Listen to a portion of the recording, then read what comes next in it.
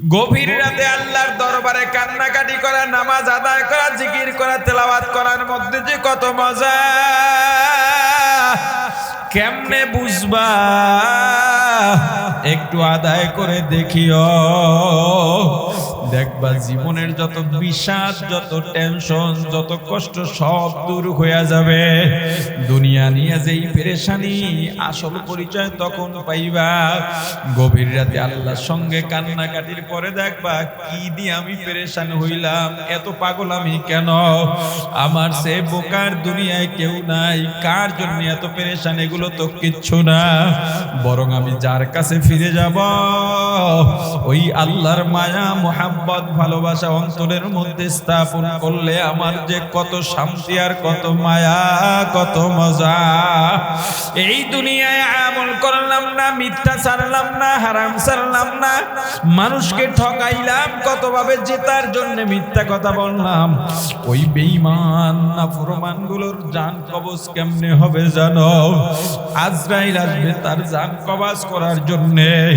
জাহান্নামী ওই গুনাহগার তাকায় দেখবে সিরা ফারা সালা পাগলদের গায়ে থাকলে যেগুলা মানুষের ভয় লাগে, এমন বিশ্রী পোশাক পরা, চোখ দুইটা অনেক বড় বড়, মাথা অনেক বড়, হাতের মধ্যে বড় বড় নখ, গায়ের মধ্যে ময়লা মাখা, দুর্গন্ধ, কেমন একটা ভয়ার্থ অবস্থা।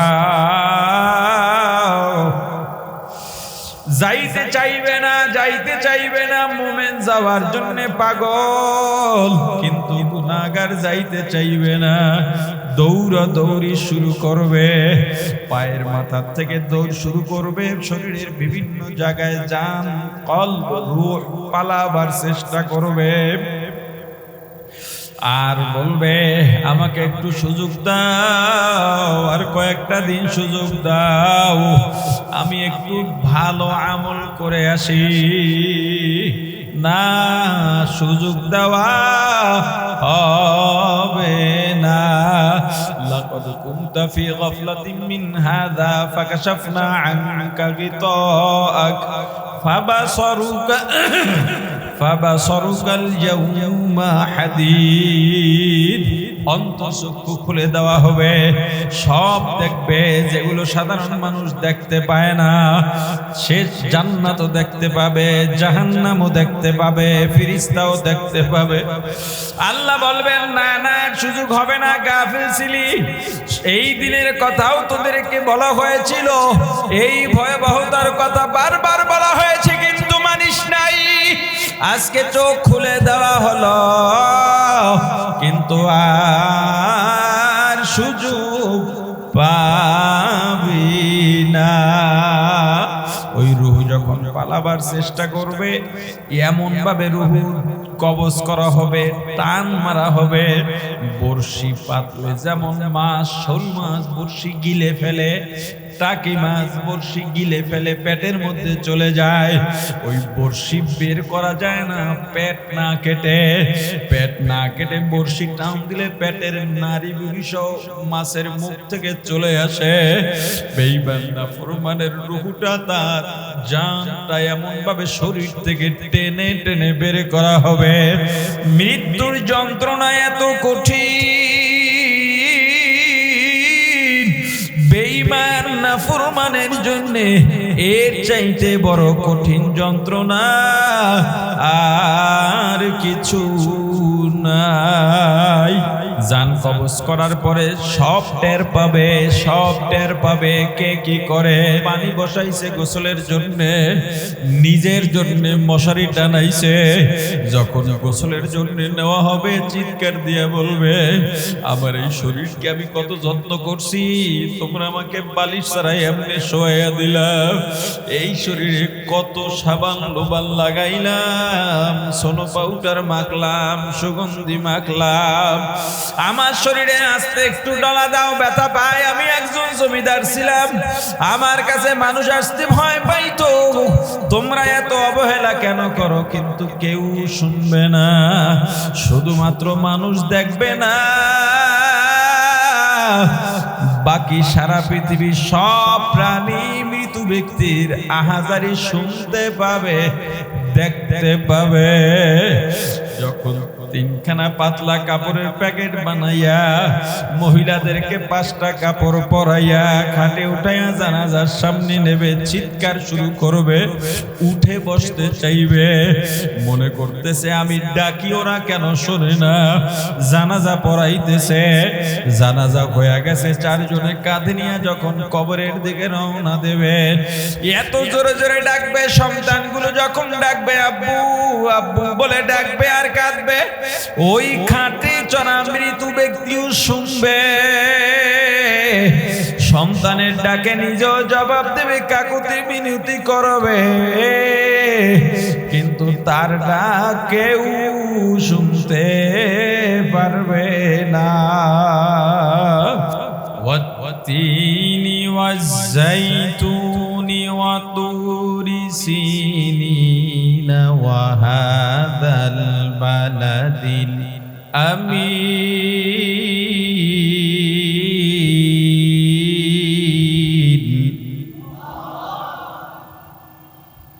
লাকাদ খালাকনাল ইনসান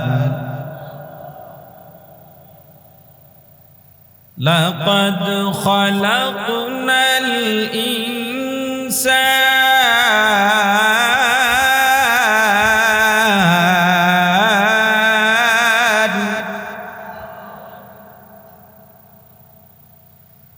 লাকাদ খালাকনাল ইনসানা ফি আহসানি তাকওয়ীম।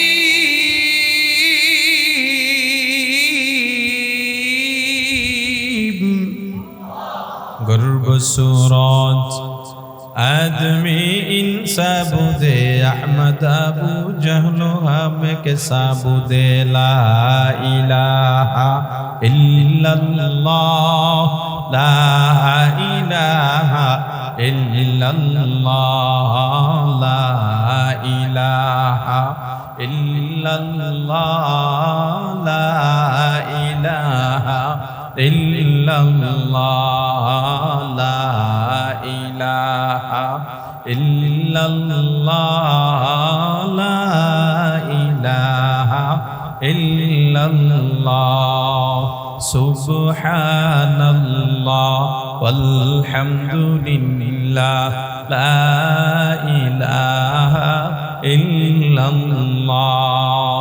ला इलाहा इल्लल्लाह ला इलाहा इल्लल्लाह ला इलाहा इल्लल्लाह ला इलाहा इल्लल्लाह। আল্লাহ অনেকগুলো কসম খেয়ে বলেন লাকাদ খালাকনাল ইনসানা ফি আহসানি তাকওয়ীম। আমি আল্লাহ মানুষকে অবকাঠামোগত দিক থেকে সবচেয়ে সুন্দর করে বানাইছি। শুধুমাত্র সুন্দরের দিক না, আল্লাহ বলেন ওয়ালাকাদ কাররামনা বানি আদম, আমি আল্লাহ বনি আদমকে সবচাইতে সম্মানও বেশি দিয়া বানাইছি। যার জন্যে সাপ মানুষকে ভয় পায়, বাঘ মানুষকে ভয় পায়, সিংহ মানুষকে ভয় পায়, কুমির মানুষকে ভয় পায়, একটা হাতি মানুষের কথায় চলে, কারণ মানুষের শক্তি বেশি এজন্যে না, বরং মানুষকে সম্মান করে মানুষের কথায় উঠ বস করে। পাখিও মানুষের বস মানে, কত প্রাণী মানুষের বস মানে মানুষের কথায় ওঠা বসা করে, কারণ মানুষের সম্মানের জন্যে। আল্লাহ বলেন শুধু সুন্দর আর সম্মান না, মানুষকে আমি আল্লাহ পরিপূর্ণ জীবন দিয়া দান করছি, পরিপূর্ণ জীবন দান করেছি। পরিপূর্ণ জীবনের ব্যাখ্যা,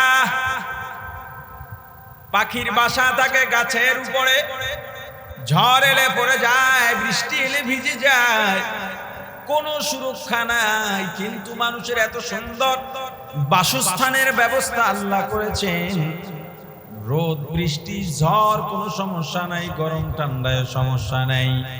নিরাপদে বসবাস করতে পারে। গাভীর পেট থেকে যেই বাছুরটা দুনিয়ায় জন্ম নেয়, বাছুরটা যদি ষাঁড় বাছুর হয়, বড় হওয়ার পরে মায়ের পিঠে ওঠে। বাছুরটা যদি বকনা বাছুর হয়, মেয়ে বাছুর হয়, ওর বাবা যদি বেঁচে থাকে, বাছুরটা বড় হওয়ার পরে বলদ বাবা মেয়ের পিঠের উপরে ওঠে।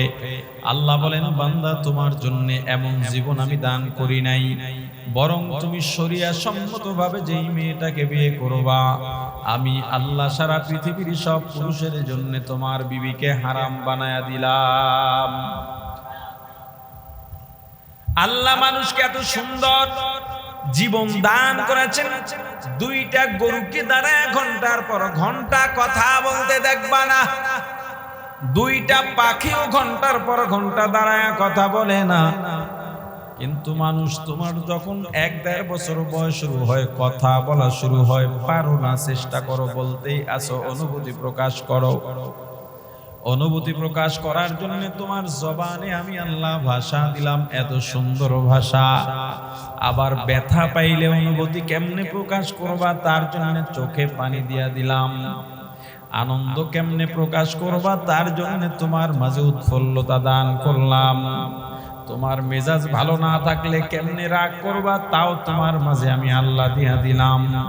এই যে কথা বলো, অনুভূতি প্রকাশ করো, মৃত্যুর আগ পর্যন্ত কথা বলো, তোমার অনুভূতি প্রকাশ করা শেষই হয় না।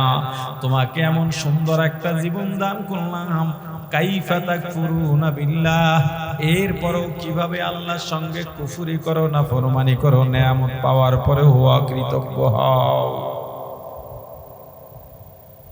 তোমার কোন নাম নিশানা ছিল না, দুনিয়ায় কোন অস্তিত্ব ছিল না, ফাহিয়াকুম, অতঃপর আমি আল্লাহ জীবন দিলাম। তুমি যখন ছোট্ট শিশু, কান্না ছাড়া কোনো ভাষা নাই, আমি আল্লাহ তোমার মায়ের ভেতরে একটা সেন্সর লাগায়া দিছি। কখন কিসের জন্য কাঁদো, তোমার মা সাথে সাথে বলতে পারে, তোমার চাহিদা পূরণ করতে পারে। আস্তে আস্তে তোমার হাড্ডি শক্ত বানাইলাম, তোমাকে শক্ত জিনিস খাবারের মতো শক্তি দিলাম, গরম জিনিস হজম করার মতো শক্তি দিলাম, ঠান্ডা সহ্য করার মতো শক্তি দিলাম। আস্তে আস্তে তোমার অবয়বকে আমি আল্লাহ সুন্দর করে তৈরি করা শুরু করলাম। বয়স যত বাড়ে তুমি দেখতে তত সুন্দর হচ্ছ। একটা সময় যখন তোমাকে যৌবন দান করলাম, যৌবন পাইলা, বিবেক পাইলা, বুদ্ধি পাইলা, কিন্তু আমি আল্লাহকে পাইলা না। বান্দা, দুনিয়ায় তোমার যা যা দরকার তার থেকে 1000 গুণে বেশি তোমার জন্য সব ব্যবস্থাপনা আমি আল্লাহ করে দিলাম। ওয়া ইন তাউদ্দু নি'মাতাল্লাহ, কত নেয়ামত দিছি জানো? আমার নেয়ামত যদি তোমরা গণনা করতে চাও, লা তুহসুহা, কখনো নেয়ামত গণনা করে শেষ করতে পারবা না, সম্ভবই না। তোমার এক ধরনের ফল দরকার, আমি আল্লাহ কোটি রকম ফল দিয়ে দিছি। তোমার এক পেয়ালা পানি দরকার, আমি আল্লাহ সাগরকে সাগর পানি দিয়া দিলাম, বৃষ্টির পানি দিলাম। তোমার সারা দিনের, সারা বছরের যত ময়লা থাকে, তোমার নিজের ময়লা থাকে, তোমার এক্সটার্নাল ময়লা থাকে, ময়লা দিয়া জমিনটা ভরে যায়, তোমার পায়খানা বাথরুম ময়লা দিয়ে ভরে যায়। আমি আল্লাহ আসমান থেকে বৃষ্টি নামাইয়া, পানি দিয়া সব ময়লাগুলো সাগরে নামাইয়া দিলাম। আমি আল্লাহ যদি এই ময়লাগুলো নিষ্কাশন না করতাম, দুনিয়ার কোনো ড্রেনেজ দিয়াও কাজ হইতো না। দুনিয়ায় যত ড্রেন বানানো হয়, এই ড্রেন থেকেও ময়লাগুলো কোনো না কোনোভাবে সাগরের মধ্যে যায়।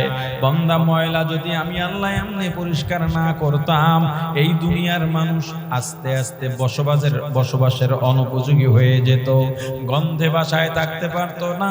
সাধারণ কোরবানির সময় কয়টা গরু আর জবেও হয়, এই গরু যদি বাড়ির সামনে জবেও হয়, রক্ত ধুইয়া ফেলানোর পরও যে গন্ধ, আমি আল্লাহ যদি বৃষ্টি আর রোদ দিয়ে এই গন্ধ ভেনিশ না করতাম, কয়টা দিন পর দম বন্ধ হইয়া মারা যাইতি। এত নিয়ামত আমি আল্লাহ দিলাম, এত সুন্দর ব্যবস্থাপনা আমি আল্লাহ দিলাম,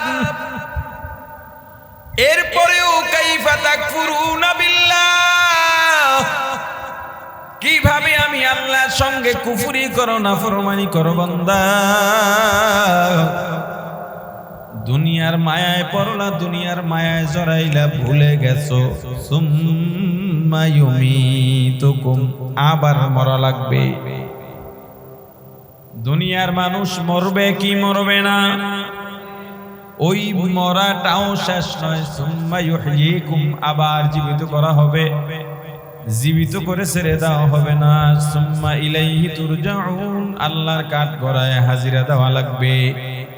আল্লাহর সামনে দাঁড়ায়া দুনিয়ার জীবনে কেমনে আয় করলা, কেমনে ব্যয় করলা, যৌবন কোথায় খরচ করলা, শিক্ষা কোথায় কি ব্যয় করলা, মেধা কেমনে খাটাইলা, এর জবাব না দিয়া এক কদমও নড়তে পারবা না। নাম নিশানা নাহি ছিল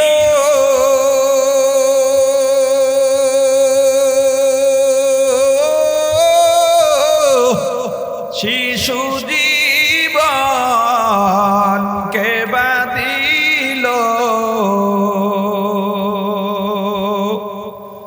কার দয়াতে আসলি রে তুই, মায়েরি উদার,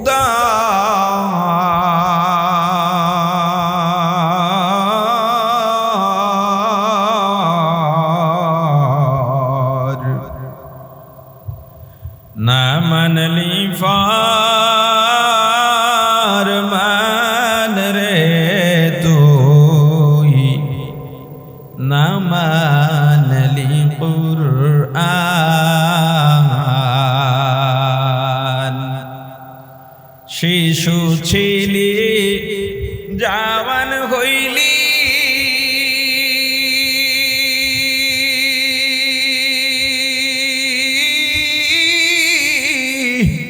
নানা ভাবে স্বাদ মিটাইলি,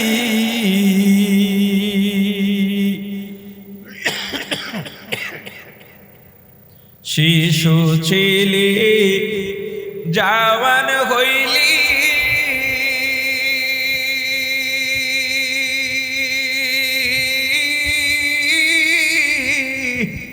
নানা ভাবে স্বাদ মিটাইলি, আল্লাহ রাসূল ভুলে রইলি, আসিয়া ভুবন,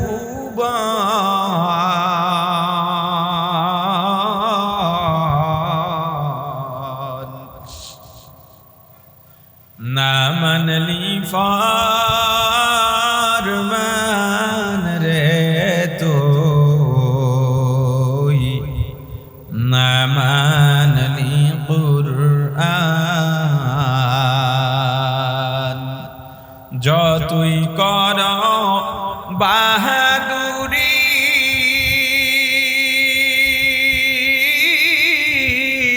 এই দুনিয়া নয় তোর বাড়ি, যেতে হবে সবই ছাড়ি, কবর মাজার,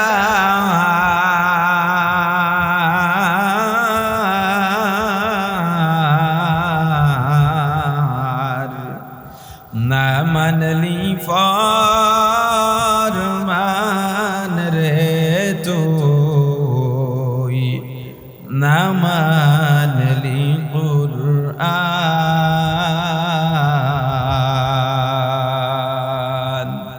বান্দারে দুনিয়ায় চলাফেরা করো, মনে করছো বুঝি কত বছর জানি বাঁচি, না না, চলাফেরা করো, হঠাৎ আজরাইল কিন্তু সামনে দাঁড়ায়া যাবে। এই যে আয়াতে কারিমা তেলাওয়াত করলাম, এই আয়াতের মধ্যে মানুষের তিনটা জীবন প্রমাণ হয়। কয়টা জীবন? জোরে। এক নাম্বার জীবন কুনতুম আমওয়াতা, এই দুনিয়ায় আসার আগের জীবন, যেই জীবনের নাম ছিল, যেই জীবনের নাম রূহ জগৎ, দুই নাম্বার জীবন ফাহিয়াকুম, এই দুনিয়ার জীবন। তিন নাম্বার জীবন সুম্মা ইউমিতুকুম সুম্মা ইউহয়িকুম সুম্মা ইলাইহি তুরজাউন, দুনিয়ার পরের জীবন অর্থাৎ পরকালের জীবন। এই তিনটা জীবনের মধ্যে গুরুত্বপূর্ণ দুইটা প্রশ্ন আছে। এই প্রশ্ন আমরা জানি না, উত্তরও খুঁজি না, যার জন্য মানুষ মুসলমান হওয়ার পরেও মুসলমানিত্ব ভুলে গেছে। আমার রাসূলের মায়া সুন্নতের মায়া অন্তরে লালন করে না। দুইটা প্রশ্নের এক নাম্বার প্রশ্ন, আল্লাহ রূহ জগৎ থেকে দুনিয়ার জীবনে কেন পাঠাইলেন? আল্লাহ উত্তর দিয়ে বলেন, বান্দা, রূহ জগৎকে আল্লাহ আরাফার ময়দানে হাজির করায়া, যে আরাফার ময়দানে হাজিরা প্রতি বছর যান, যে আরাফার ময়দানে আল্লাহর ঘোষণা, আরাফার ময়দানে আল্লাহ এত বেশি মানুষকে ক্ষমার ঘোষণা দেন, আর কোন জায়গায় এত বেশি ক্ষমার ঘোষণা দেন না। আমি মন ভরে তোমাদের জন্য দোয়া করি, আল্লাহ একাধিকবার না হলেও জীবনে একবারের জন্যও যদি হয়, হজের মৌসুমে আরাফার ময়দানে অবস্থান করার তৌফিক যেন আল্লাহ সবাইকে দান করেন। মন থেকে যতবার আল্লাহ ডেকেছেন, যাওয়ার পরে মন থেকে দোয়া করেছি সবার জন্য, বিশেষ করে তোমাদের জন্য। কারণ আরাফার ময়দানে দাঁড়াইয়া দোয়া করলে মনে হয় আমার দোয়ার জবাব আল্লাহ দিতেছেন। অন্তর থেকে যদি দোয়া করা যায়, আল্লাহকে ডাকা যায়, এত মজা, এত মজা। এটা বুঝাবার ব্যাপার না, বুঝে নেওয়ার ব্যাপার। ওখানে দাঁড়ায়া যেন সবাই দোয়া করতে পারে, ওখানে যাওয়ার তৌফিক যেন আল্লাহ দান করেন। আল্লাহর ঘর ধরেও দোয়া করেছি, কারণ এই দুনিয়ার সব মুসলমান যদি 1000 বার আল্লাহর ঘরে আল্লাহ নিয়ে যান, আমার কোনো লোকসান নাই। অতএব দোয়া করতে অসুবিধা কোথায়? আরাফার ময়দানে আল্লাহ সমস্ত রূহকে একত্রিত করে প্রশ্ন করলেন, আলাস্তু বিরব্বিকুম, বলো আমি তোমাদের রব কিনা? সবাই জবাব দিয়েছেন, বালা, হ্যাঁ আপনি আমাদের রব। তবে একসাথে সবাই জবাব দেয় নাই। ক্লাসের মধ্যে শিক্ষক জিজ্ঞেস করলো, এ শিক্ষার্থীরা বলো, চট্টগ্রাম বাংলাদেশের কোন অঞ্চলে অবস্থিত? সব ছাত্র কি পড়ে না কিছু আছে ঘরে? যারা পড়ে 1 নাম্বার ছাত্র জবাব দিল পার্বত্য অঞ্চলে, 2 নাম্বার ছাত্র জবাব দিল পার্বত্য অঞ্চলে, 3 নাম্বার ছাত্র জবাব দিল পার্বত্য অঞ্চলে। এবার ঘরুনেরা তো জানে না, ওরা যখন দেখলো 1, 2, 3 জবাব দিয়েছে পার্বত্য অঞ্চল, বাকিরাও বলছে পার্বত্য অঞ্চলে। উত্তর ভুল না ঠিক? কথা কয় না। কিন্তু যোগ্যতায় জবাব দিছে না শুনে জবাব দিছে? শিক্ষক বললেন, তোমরা যেই জবাব দিছো তাতে সবাই 5 নাম্বার পাও, কিন্তু আমি শিক্ষক জানি 5 নাম্বার পাওয়ার যোগ্যতা সবার নাই। তোমাদের প্রশ্নের জবাব শুনে যদি সবাইকে 5 নাম্বার দিয়ে দিই, তাহলে যারা দিনরাত খাটাখাটনি করে লেখাপড়া করে, বাজে আড্ডায় যায় না, খেলা দেখার জন্য টিভির সামনে গিয়া দোকানের সামনে মাথায় টুপি পইরা দাঁড়ায়া থাকে না, লেখাপড়া করে, তাহাজ্জুদ নামাজ আদায় করে, ওস্তাদের সঙ্গে আদবের ব্যবহার করে, কিতাবের সঙ্গে গভীর সম্পর্ক, ফজরের পরে ঘুমায় না, তেলাওয়াত করে, ওই ছাত্রদের সঙ্গে বেইনসাফি হয়ে যায়। অতএব তোমরা যদি যোগ্যতার প্রমাণ দিতে চাও, তাহলে যাও পরীক্ষার হলে গিয়া যোগ্যতার প্রমাণ দাও। পরীক্ষার হলে যাও, প্রমাণ দাও। পরীক্ষার হলের কিছু নিয়ম আছে, কখন ঢুকবা কখন বের হবা এই টাইম নির্ধারণ করব আমি শিক্ষক। সকাল 9টা থেকে 12টা পর্যন্ত পরীক্ষা, বা 10টা থেকে 1টা পর্যন্ত 3 ঘন্টা। কখন ঢুকবা কখন বের হইবা এটা নির্ধারণ করব আমি শিক্ষক। পরীক্ষা কোন দিন এটাও নির্ধারণ করব আমি শিক্ষক। কোন দিন কোন বিষয় পরীক্ষা দেবা সেটাও নির্ধারণ করব আমি শিক্ষক। কোন কাগজে লিখবা কাগজটাও দেব আমি। তবে বান্দা সব কিছু আমার, একটা জিনিস থাকবে তোমাদের, যার নাম স্বাধীনতা। ক্লাসে পড়া না পারলে বেত দিয়া পিটাইতাম, কান ধরাইতাম, খানা বন্ধ করতাম, জরিমানা করতাম, লজ্জা দিতাম, দাঁড় করায় রাখতাম। কিন্তু পরীক্ষার হলে পড়া লেখা যদি উল্টা লেখো, প্রশ্নের উত্তর যদি সঠিকভাবে না দাও, মারবো না, পিটাবো না, বেত দেব না, দাঁড় করায় রাখবো না, কানও ধরাবো না। স্বাধীনতা তোমার আছে। প্রশ্নপত্র পাইয়া কাগজের মধ্যে প্রশ্নের উত্তর লেখবা নাকি বউয়ের কাছে চিঠি লেখবা, এই স্বাধীনতা তোমার। তবে 3 মাস পরে যখন রেজাল্ট বের হবে তখন তুমিও কাঁদবা, বউও কাঁদবে, 14 গোষ্ঠী কাঁদলেও আর 5 নাম্বার পাওয়া যাবে না। আল্লাহ বলেন আলাস্তু বিরব্বিকুম, বলো আমি তোমাদের রব কিনা। 1 নাম্বার ছাত্র রাহমাতুল লিল আলামিন, সাইয়্যিদুল মুরসালিন, ইমামুল মুরসালিন, খাতামুন নবীন, শাফিউল মুজনিবিন, উম্মতের কান্ডারি, মানবতার মুক্তির দূত সাইয়্যিদুনা মুহাম্মদুর রাসূলুল্লাহ জবাব দিলেন বালা। 2 নাম্বার ছাত্র পৃথিবীর সব আম্বিয়ায়ে কেরাম আলাইহিমুস সালাম বললেন বালা। 3 নাম্বার ছাত্র দুনিয়ার সব মুমিন বান্দারা বললেন বালা।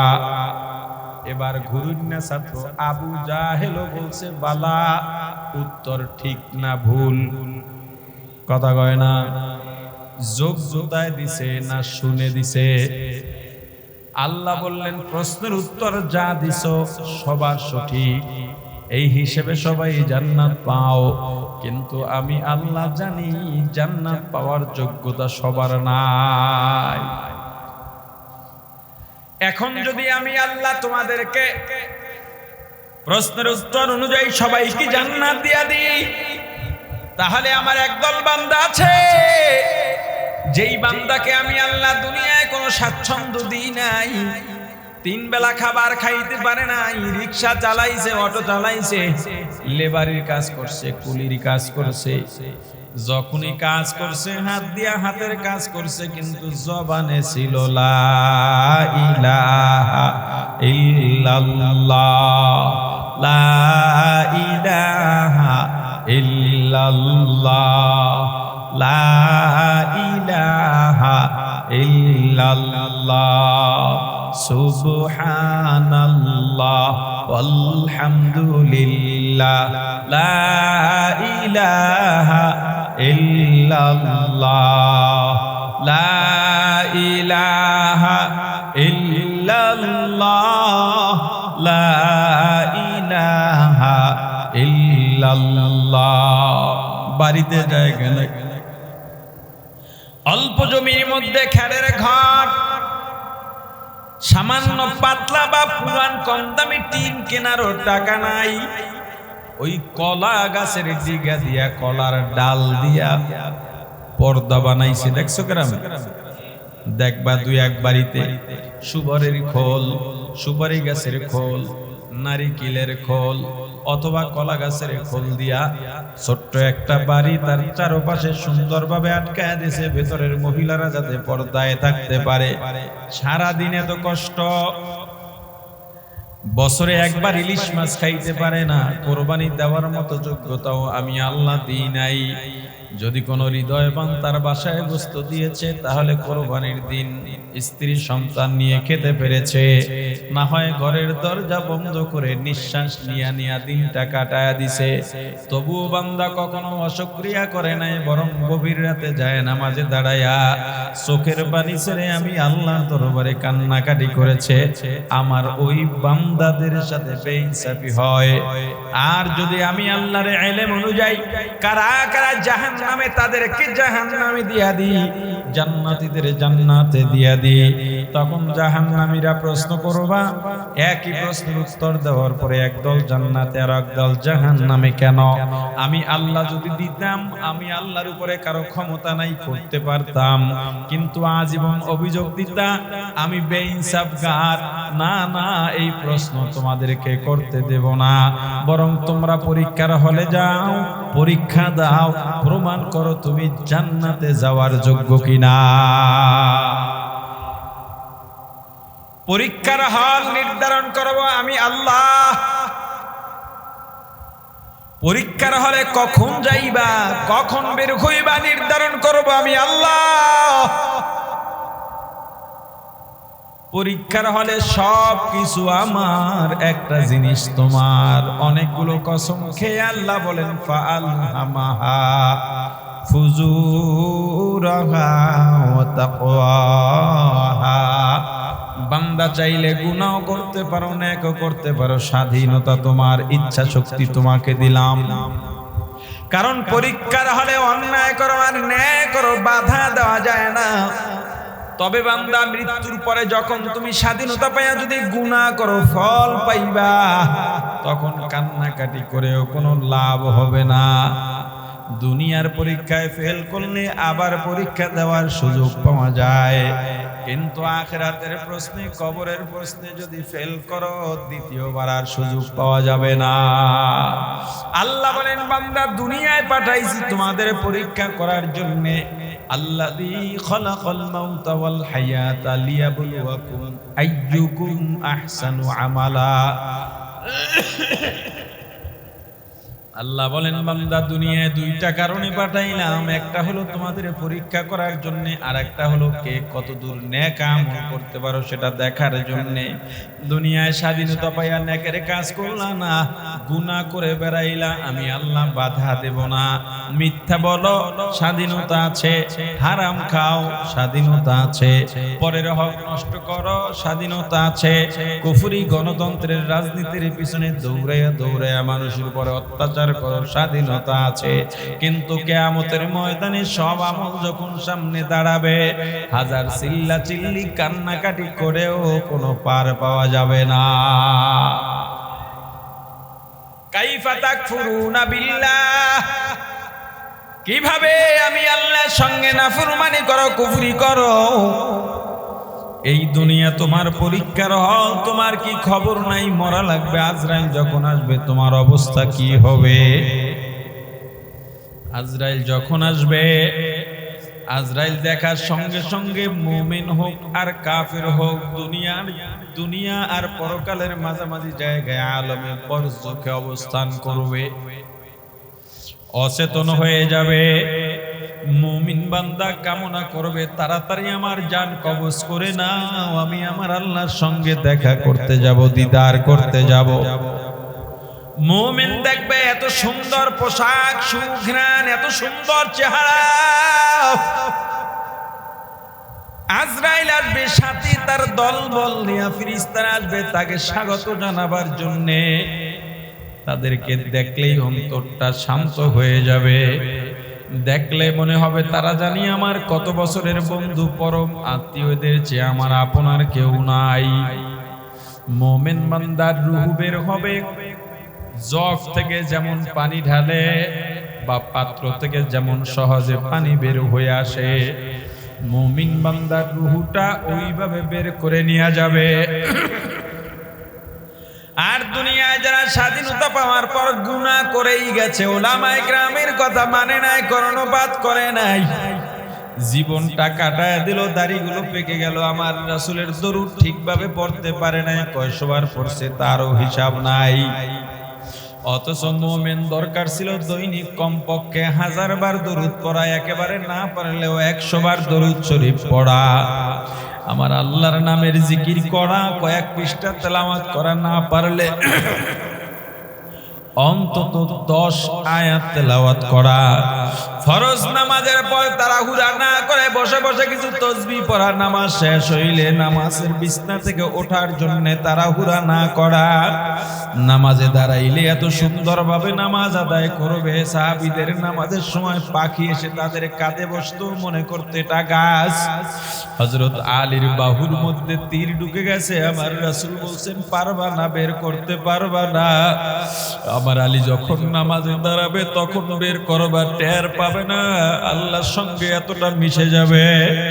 কিন্তু তোমার আমার নামাজের অবস্থা কি? নামাজ ঠিকভাবে আদায় করলাম না, রমজান মাসে ঠিকভাবে রোজাটাও রাখতে পারলাম না, সাহারি খাইতে পারলাম না, ঠিকভাবে 2-4 রাকাত তাহাজ্জুদ পড়ি না, জীবনের ইতিহাসে তাহাজ্জুদ খুঁজে পাই না, জিকির খুঁজে পাই না, ইস্তেগফার খুঁজে পাই না। গভীর রাতে আল্লাহর দরবারে কান্নাকাটি করা, নামাজ আদায় করা, জিকির করা, তেলাওয়াত করার মধ্যে যে কত মজা, কেমনে বুঝবা? একটু আদায় করে দেখিও, দেখবা জীবনের যত বিষাদ, যত টেনশন, যত কষ্ট সব দূর হয়ে যাবে। দুনিয়া নিয়ে যেই পেরেশানি, আসল পরিচয় তখন পাইবা। গভীর রাতে আল্লাহর সঙ্গে কান্নাকাটির পরে দেখবা কি দিয়ে আমি পেরেশান হইলাম, এত পাগল আমি কেন? আমার সে বোকার দুনিয়ায় কেউ নাই। কার জন্য এত পেরেশান? এগুলো তো কিচ্ছু না, বরং আমি যার কাছে ফিরে যাব, ওই আল্লাহর মায়া, মোহাব্বত, ভালোবাসা অন্তরের মধ্যে স্থাপন করলে আমার যে কত শান্তি আর কত মায়া, কত মজা। এই দুনিয়ায় আমল করলাম না, মিথ্যা ছাড়লাম না, হারাম ছাড়লাম না, মানুষকে ঠকাইলাম, কতভাবে জেতার জন্য মিথ্যা কথা বললাম। ওই বেঈমান নাফরমান গুলোর জান কবজ কেমনে হবে জানো? আজরাইল আসবে তার জান কবজ করার জন্য।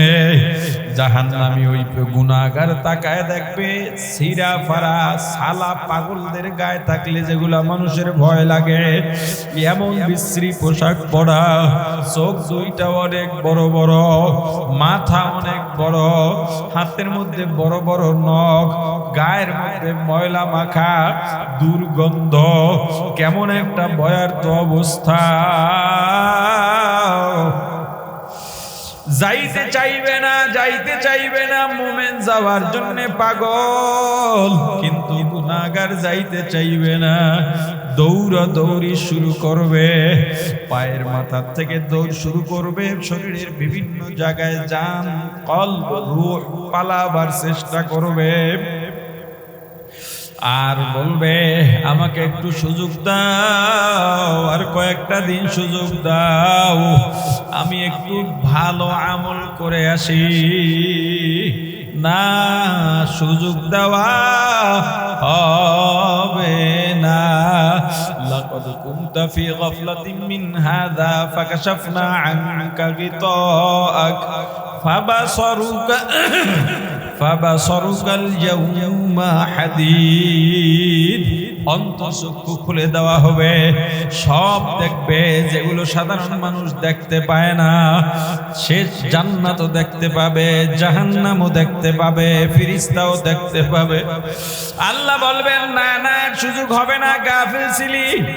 এই দিনের কথাও তোদেরকে বলা হয়েছিল, এই ভয়াবহতার কথা বারবার বলা হয়েছে, কিন্তু মানিস নাই। আজকে চোখ খুলে দেওয়া হলো, কিন্তু আর সুযোগ পাবি না। ওই রূহ যখন পালাবার চেষ্টা করবে, এমন ভাবে রূহ কবজ করা হবে, টান মারা হবে। বর্ষি পাতলে যেমন মাছ, শোল মাছ বর্ষি গিলে ফেলে, টাকি মাছ বর্ষি গিলে ফেলে পেটের মধ্যে চলে যায়, ওই বর্ষি বের করা যায় না পেট না কেটে। পেট না কেটে বর্ষি টান দিলে পেটের নাড়ি বুড়ি সহ মাছের মুখ থেকে চলে আসে। বেঈমান নাফরমানের রূহটা, তার জানটা এমন ভাবে শরীর থেকে টেনে টেনে বের করা হবে। মৃত্যুর যন্ত্রণা এত কঠিন, বেঈমান নাফরমানের জন্য এর চাইতে বড় কঠিন যন্ত্রণা আর কিছু নাই। জান কবজ করার পরে সব টের পাবে, সব টের পাবে কে কি করে। কান্না করে, পানি বসাইছে গোসলের জন্যে, নিজের জন্যে মশারি টানাইছে, যখন গোসলের জন্য নেওয়া হবে চিৎকার দিয়ে বলবে, আমার এই শরীরকে আমি কত যত্ন করছি, তোমরা আমাকে বালিশ ছাড়াই এমনি শোয়া দিলাম, এই শরীরে কত সাবান লোবান লাগাইলাম, সোনো পাউডার মাখলাম, সুগন্ধি মাখলাম, আমার শরীরে আস্তে একটু ডলা দাও ব্যথা পায়, আমি একজন জমিদার ছিলাম, আমার কাছে মানুষ আসতে ভয় পাইতো, তোমরা এত অবহেলা কেন করো? কিন্তু কেউ শুনবে না, শুধুমাত্র মানুষ দেখবে না, বাকি সারা পৃথিবীর সব প্রাণী মৃত ব্যক্তির আহাজারি শুনতে পাবে, দেখতে পাবে। যখন তিনখানা পাতলা কাপড়ের প্যাকেট বানাইয়া মহিলাদেরকে 5টা কাপড় পরাইয়া খাটে উঠাইয়া জানাজার সামনে নেবে, চিৎকার শুরু করবে, উঠে বসতে চাইবে, মনে করতেছে আমি ডাকি ওরা কেন শোনে না, জানাজা পড়াইতেছে, জানাজা হয়ে গেছে, 4 জনে কাঁধে নিয়ে যখন কবরের দিকে রওনা দেবে, এত জোরে জোরে ডাকবে, সন্তানগুলো যখন ডাকবে আব্বু আব্বু বলে ডাকবে আর কাঁদবে, ওই খাটে চড়া মৃত ব্যক্তিও শুনবে, সন্তানের ডাকে নিজেও জবাব দেবে, কাকুতি মিনতি করবে, কিন্তু তার ডাক কেউ শুনতে পারবে না। কবরের মধ্যে রাখার পরে আফসোস করবে, কোথায় রাখলা, এখনো বোঝে নাই কবরে রাখছে, এখনো বোঝে নাই মারা গেছে, কোথায় রাখলা, বালিশ কই, কম্বল কই, আমি জাজিম ম্যাট্রেস ছাড়া ঘুমাইতে পারি না, শিমুল তুলার বালিশ ছাড়া ঘুমাইতে পারি না, সব উঠে যাবে, সবাইকে দেখবে, আত্মীয় স্বজন, বাবা ভাই বন্ধু শালা সম্বন্ধী শ্বশুর চাচা মামা ফুফা বন্ধু বান্ধব সবাই তাকায় দেখবে, তার দিকে তাকায় আছে, বাঁশের চালি দিয়া কলা পাতা বিছাইয়া মাটি দিয়া যখন কবরটা পরিপূর্ণ করা হবে, সবাই যখন কবরের দিকে পিঠ করে চলে যাবে, চিৎকার দিয়া ডাকবে আর বলবে, তোমরা কই যাও, আমাকে কোথায় রেখে গেলা? এরপরে কবরের ভিতরে তার চোখ মেলা হবে, চোখ মেলে দেখবে চারদিকে অন্ধকার, হাত দিয়ে দেখবে মাটি, দেখবে মাটির গন্ধ, আহা, তখনই কেবল বুঝতে পারবে আমি মারা গেছি, ভয় পাগলের মতো হয়ে যাবে। কবরের নেককার আর বদকার নাই, ওই কবরের মাটি সবাইকে চাপ মারবে, এটাই হলো কবরের প্রথম মামলা। কবরের অন্ধকারের চাইতে কঠিন অন্ধকার, ভয়ঙ্কর অন্ধকার আর দুনিয়ার মধ্যে কিচ্ছু নাই। ওই কবরে যে চাপ মারবে, শিশু হোক, বুড়া হোক, নেককার হোক, বদকার হোক, দুই দিকের মাটি চাপ মারবে। যারা আল্লাহর কাছে মকবুল বান্দা, তাদের চাপ হবে শিশুকে মায়ের কোলে নিয়ে চাপের মতো আরামদায়ক। আর বেঈমান নাফরমানের চাপ হবে ডান পাজরের হাড্ডিগুলো বাম পাজরে ঢুকে যাবে, বাম পাজরের গুলো মট মট করে ভাঙতে ভাঙতে ডান পাজরে ঢুকে যাবে। ফেরেশতারা আসবে, যদি নেককার হয় সুন্দর চেহারার কয়েকজন ফেরেশতা আসবে, প্রধানত 2 জন আসবেন, জিজ্ঞেস করবেন তোমার রবকে, বলবে আল্লাহ। আল্লাহ উপর থেকে জবাব দিয়া বলবেন আমার বান্দা ঠিক বলছে, তার জন্য জান্নাতের বিছানা বিছায় দাও। নজর যত দূর যায় তত দূর তার কবর কুশাদা করে দাও, মেলে দাও। আর বেঈমান নাফরমান এত কুৎসিত চেহারা, নীল আর কালো পোশাক পরা ফেরেশতা আসবে, এত ভয়ঙ্কর, বলবে বল তোর রবকে, ধমক দেবে, সেই ধমক দেবে এ তোর রবকে বলবে হায় আফসোস আমি জানি না। আল্লাহ বলবেন ও মিথ্যা বলছে দুনিয়ায়, বরং ওকে বারবার জানানো হয়েছে, ওলামায়ে কেরাম গেছে ওর কাছে, ওলিয়া উলিয়া গেছে, বুজুর্গানে দিন গেছে, কত মেহনত তার জন্য করা হয়েছে, কিন্তু আমি আল্লাহকে চেনার চেষ্টা করে নাই। ওর কবরে জাহান্নামের আগুন দিয়া ভরে দাও, ওর কবর কাটা দিয়া ভরে দাও, দুর্গন্ধ দিয়া ভরে দাও, কবরকে আরো সংকুচিত করে দাও।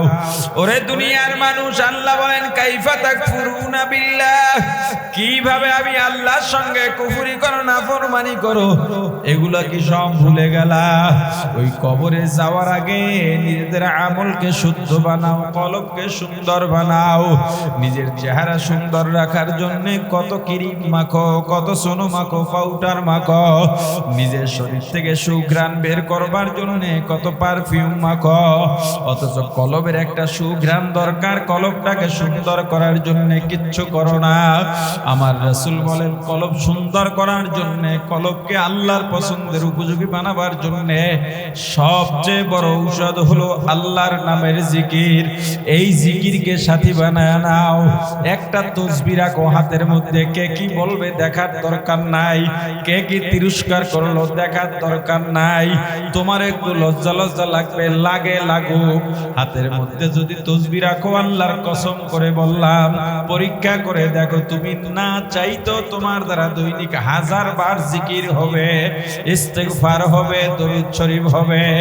যখন তোমার আমল জারি হয়ে যাবে, যদি দেখো তোমার অহংকার এসে যায়, তাসবিহ তো হাতের মধ্যে আছে, অহংকার এলেই তুমি তাৎক্ষণিকভাবে আস্তাগফিরুল্লাহ আস্তাগফিরুল্লাহ আস্তাগফিরুল্লাহ জিকির শুরু করবা। আল্লাহর জিকির দিয়া কলবকে সুন্দর রাখো, কলবকে তাজা বানাও। আল্লাহ আমাদেরকে কবুল করেন, বলিন আমিন। আরো জোরে বলি আমিন। চক্ষু বন্ধ করে বসি কিছুক্ষণ আল্লাহর